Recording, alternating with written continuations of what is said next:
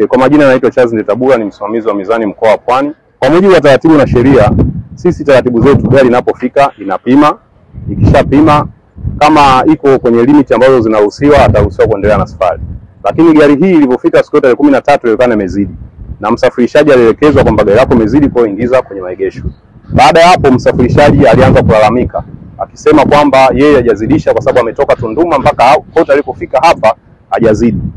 Kwa mujibu wa taratibu, sheria inaelekeza kwamba ni wajibu wa msafirishaji kuwa na vipimo na tiketi sehemu zote alizopita awe nazo ili kufanya reference.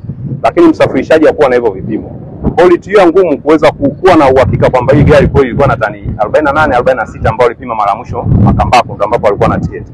Lakini kufika hapa vitu vyote hakuwa navyo.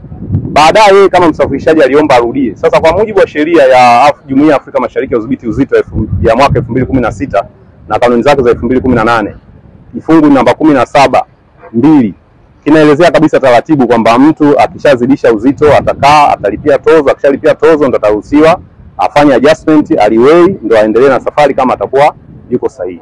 Lakini hivi vyote msafirishaji kupitia dereva Pamela hivi vyote amekaidi, na yeye amekuwa ni mtu ambaye pia hajafuata ile proper channel ya kusema atoe malalamiko yake. Instead malalamiko yake ameyatoa kwenye ngazi ambazo sio TANROADS, kwa sababu amekwenda kwenye chombo cha waandishi wa madereva.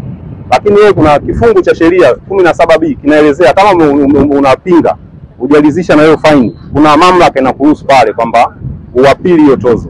Lakini hivyo vyote hajavifanya. Bado kama TANROADS tumefanya jitihada za kuweza kuomba hivyo vipimo mikoa ilikopita tuweze kuvifanyia kazi. Tumemkabidhi barua ambayo inamtaka naye kwa mujibu wa sheria aweze kutupatia vipimo ambao amekataa, hajatoa ushirikiano. Pia nipinge kwamba anasema kwenye audio nyingi ambazo anaelezea, anasema amepima gari mara 2, hajapima mara 2, na vile vile gari alikuwa anaendesha yeye, alikuwa anaendesha dereva mwingine, yeye alikwenda pale kama mwandikishaji. Kwa mimi niombe kwa shauri wa wasafirishaji waweze kuwa wanapitia pia vifungu na kupata uelewa kwamba anapokuja kwenye mzani kusema labda amezidisha uzito kwa kuongezewa, sisi mifumo hii ni automatic. Hakuna operator yoyote au mpimaji magari ambaye anaweza kumuongezea msafirishaji uzito. Hilo uelewa madereva wengi hawana.